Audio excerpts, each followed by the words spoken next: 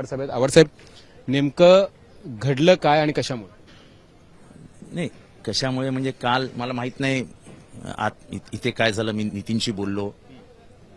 मला वाईट ह्या गोष्टीचं वाटतंय की मी 3 दिवस ऑब्झर्व करत होतो. मी कधी बोललो पण नाही, कोणाला सांगितलंही नाही. एका विशिष्ट प्रकाराने काही लोक माझ्याकडे कायम गुरगुरून बघायची आणि ते असं जी स्टाईल असते नॉर्मल, असं मी आपलं खमान खाली घालायचो आणि निघून जायचो. मी आज बाहेर पडलो तेव्हा मला असं एक अस्वस्थ फिलिंग आली. पण मी भाषण केल्यामुळे मला थोडंसं दम लागला होता आणि माझी हे असते की मी लगेच बाहेर निघतो. माझ्या जाऊन गाडीमध्ये एसी मध्ये बसतो. मी गाडीमध्ये बाहेर पडलो आणि मला फोन आला की नितीनला मारला.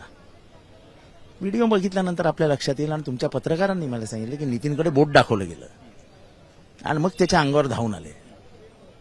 आता मारणारे कोण आहेत हे पूर्ण महाराष्ट्रापुढे स्पष्ट झालंय.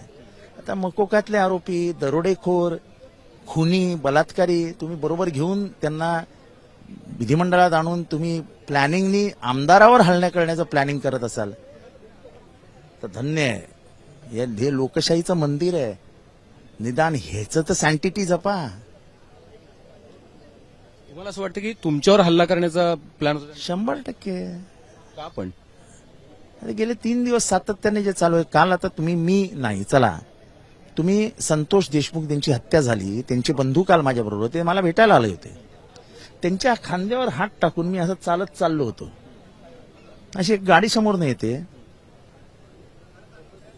समोरचा माणूस दरवाजा ढकलतो, आम्ही दोघंही हबकतो, असे दरवाजा आमच्या तोंडावर येतो आणि आम्ही साईडला निघून जातो. आम्ही बघतो, दोघंही आम्ही बघितलं. जे इसम होते ते आपल्याला माहिती आहे कोण होते आणि आम्ही सरळ पुढे निघून जातो. आपण व्हिडिओमध्ये बघाल. त्याच्यानंतर मला शिव्या देण्यात आल्या. कोणी शिवाय दिल्या तुम्हाला? कोणी धमक्या दिल्या? तो कोण होता तो आपण व्हिडिओमध्ये माहिती आहे आपल्याला. मला नाव, मी त्याचं कालपासून नावही घेतलं नाही त्या माणसाचं. का गोपीचंद पडळकर तुम्हाला शिव्या देत आहेत, तुम्हाला धमक्या देत आहेत असं तुमचं म्हणणं आहे? तुम्हाला शिवीगाळ करतात तुमचं? आता त्यांनाच माहिती का शिव्या देत आहेत. मी तर त्यांचं काही बिघडवलेलं नाही, त्यांचं नावही कुठे घेतलेलं नाही. पण तुम्ही तक्रार केली याची सकाळपासून, ज्या वेळेला तुम्हाला मी फक्त तक्रार माझ्या व्हॉट्सअपवरती माझ्या आईवरनं, बहिणीवरनं शिव्या देण्यात आल्या. अतिशय घाणेरड्या अश्लील भाषेमध्ये बोलण्यात आलं. तुला गोळ्या मारून टाक्या इथपर्यंत मेसेजेस आले. ते मेसेजेस मी टॅग करून आज विधिमंडळाच्या पटलावर आणलं. जर आमदारांची म्हणजे आमदारांना जर विधिमंडळामध्ये धमकवण्यात येणार असेल तर मग आमदार कुठे सुरक्षित आहेत महाराष्ट्रात? एवढी सत्तेची मस्ती, एवढी सत्तेची मस्ती. आत कसे आले तुम्ही? आज नाही, मी 40 वर्ष एका विचारधारेशी लढतोय. 40 वर्ष मी हे सगळं प्राणघातक हल्ले, जीवाची पर्वा न करता एका विचारधारेसाठी लढतोय. मला जीवाची पर्वाच नाहीये कधी. आज मरायचं, उद्या मरायचंच आहे. पण विधिमंडळात ही जे तुम्हाला म्हणजे जिथं नितीन देशमुखवर हल्ला झाला, ज्या ऋषिकेश टकलेंनी हा हल्ला केला, तो माळवडी गावचा पोलीस तालुक्यातला कार्यकर्ता आहे असंच लक्षात आलेलं आहे. त्याच्यावरती गुन्हेगारी पार्श्वभूमी त्याची. काही ठिकाणी असंही बोललं जातं की मकोका लागलेला आहे त्याला. ही लोक आत कशी आली तुम्हाला? आता हे मी काय बोलणार? हे मी काय सांगू? काय माझ्याकडे काय उत्तर आहे त्याची? पण आपण कोणाला बरोबर घेऊन फिरतो हे सुद्धा खूप महत्वाचं आहे ना. हे सुद्धा खूप महत्वाचं आहे. आणि एवढा सत्तेचा माज येतो कुठनं?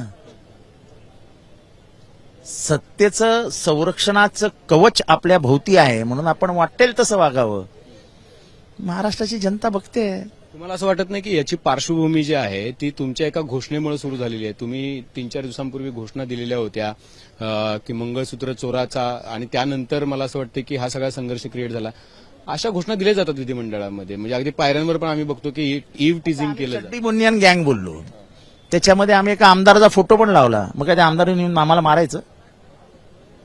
आम्ही संजय शिरसाटांबद्दल बोललो, मग काय त्यांनी येऊन आम्हाला मारायचं? आम्ही ते ओम फाट स्वाहा केलं गोगवलेकडे बघून, मग काय गोगवलेने आम्हाला येऊन मारायचं? अरे विरोधी पक्षाचा अधिकार आहे आणि त्याच्यात कोणाचं नाव घेतलंय काय?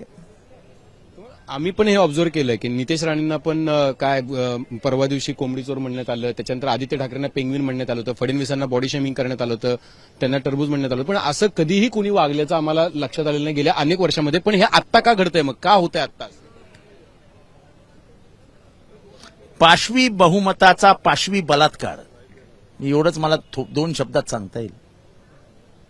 तुम्ही अध्यक्षांची भेट घेतली, मुख्यमंत्र्यांची भेट घेतली, काय झालं? मी सभागृहाच्या पटलावर ऑन रेकॉर्ड आणलंय, मोबाईल नंबर ट्विटरवर आहे. आता पोलीस काय कारवाई करतात बघूया. आता पोलीस वाट बघत असतील की जितेंद्र आव्हाड येतील आणि तक्रार करतील. अरे जितेंद्र आव्हाडला गोळ्या मारल्यानंतर पोलीस कारवाई करणार आहेत का? काय बोलायचं. सातत्यानं अशा पद्धतीची वक्तव्य गोपीचंद पडळकरांकडून केली जातात. तुमच्या पक्षाचे नेते शरद पवार यांच्यावरती, सुप्रिया सुळे. बोललेलं बरं, म्हणजे शरद पवारांना शिव्या, आमच्या ताईला शिव्या, त्यांच्या सासूबाईंना शिव्या, त्यांच्या आईला शिव्या, त्यांच्या नवऱ्याला शिव्या. अरे काय कुठली संस्कृती आहे? त्या बिचाऱ्या पती म्हणजे सुप्रिया त्यांच्या पतीचा काय संबंध तुमच्याशी? तिची सासू, तिचा काय संबंध? ती ख्रिश्चन आहे का काय आहे का काय आहे, कुठल्या धर्माची, तुमचं काय घेणं देणं आहे? ती तिच्या घरी सुखी आहे, सुप्रियाताई तिच्या घरी सुखी आहे. हा जो म्हणजे तुम्हाला असं वाटतं का की सत्तेचं संरक्षण आहे किंवा कारवाई होत नाही आपल्यावरती, या भावनेमुळेच अशा पद्धतीची हिंमत होते? मग जबाबदारी तर थेट मुख्यमंत्र्यांवर येते. अरे आता आम्ही मुख्यमंत्र्यांची भेट घेतली, मुख्यमंत्र्यांनी शांतपणाने सगळं ऐकून घेतलं. त्यांनी व्हिडिओ बघितला होता, त्यांनी टीव्हीवरचा घटनाक्रम बघितला होता आणि त्यांना 100% माहिती होतं की चुकी कोणाची आहे. तशी त्यांनी कारवाई आणि समजवण्याचे आदेश दिले. इथं गोपीचंद पडळकर मगाशी आले होते, त्यांनी दिलगिरी व्यक्त केली या सगळ्या प्रकारात. मला त्यांच्याबद्दल काहीच बोलायचं नाही. मी त्यांना अजूनही आरे तुरे कुठेही म्हटलेलो नाही. मी त्यांना आहोजाहोज करतोय. मला त्यांच्याबद्दल काही बोलायचं नाही. माणूस आपल्या उंचीप्रमाणे वागत असतो. प्रत्येकाची एक उंची असते, वैचारिक असते, सांस्कृतिक. सुडाचं राजकारण का चालू झालंय महाराष्ट्रामध्ये? म्हणजे कारण असं आहे की इथं सुद्धा ते तुमच्याबद्दल बोलताना अरे तुरे आणि अत्यंत अर्वाच्या भाषेमध्ये बोलल्याचं तुम्ही बघितलं असेल आणि या सगळ्या गोष्टी झाल्या असतील. बेसिकली हा फरक आहे, हा अपब्रिंगिंगचा फरक आहे.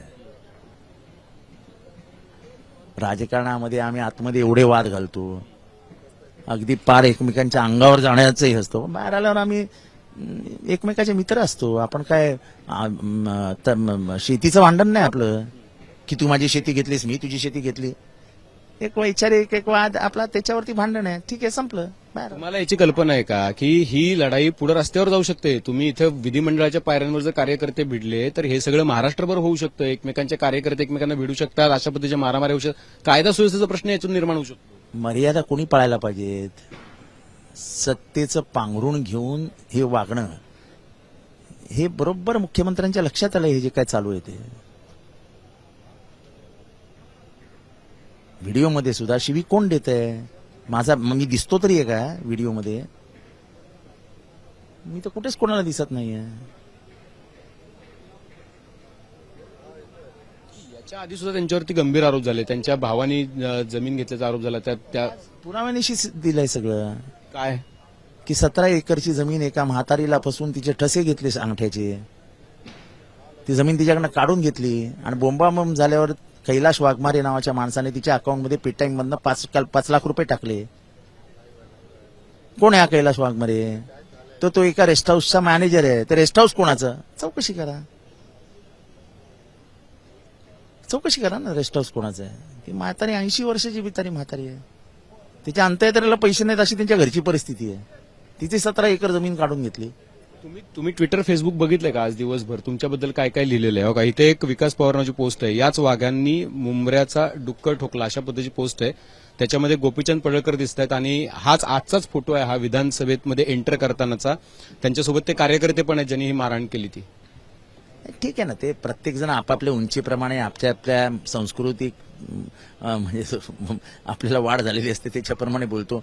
माझ्यावर वैयक्तिक अनेक ठिकाणी हल्ले झालेत. मी ट्विटर आणि फेसबुक सोशल मीडिया अकाउंटमध्ये ऍक्टिव्ह आहे, पण मी खाली काय लिहिलं जातं हे उभ्या आयुष्यात वाटत नाही. तुम्हाला असं वाटत नाही की सगळी राजकीय संस्कृती जी आहे तिचा फार विचका झालेला आहे? तुम्ही दोन्हीकडचे जे कार्यकर्ते, दोन्हीकडचे खालच्या म्हणजे दुसऱ्या तिसऱ्या फळीतले नेते अत्यंत जी भाषा सुसंस्कृत नाही किंवा संसदीय नाही अशा भाषेमध्ये टीका करताना दिसतात आणि आता तर आमदारच शिवीगाळ करतायत विधान भवनाच्या परिसरामध्ये, कार्यकर्ते आत येऊन मारहाण करतायत. म्हणजे या सदनाचं म्हणजे ज्याला लोकशाहीचं मंदिर म्हणतात त्या नुसतं हे भाषणापुरतं राहिलंय काय? काहीच पावित्र्य नाही. हे बघा, मी ह्या मताचा आहे की मी नेहमी विधिमंडळात येताना जाताना आणि विधिमंडळात नेहमी मर्यादा बाळगतो. मी तसा आक्रमक कार्यकर्ता आहे. महाराष्ट्राला ओळख माझी काय आहे तर आक्रमक कार्यकर्ता. पण माझी आक्रमकता कधीही विधिमंडळात दिसत नाही. तेव्हा मी माझ्यावरती एक लगाम घातलेला असतो, माझ्या शब्दांना लगाम घातलेला असतो.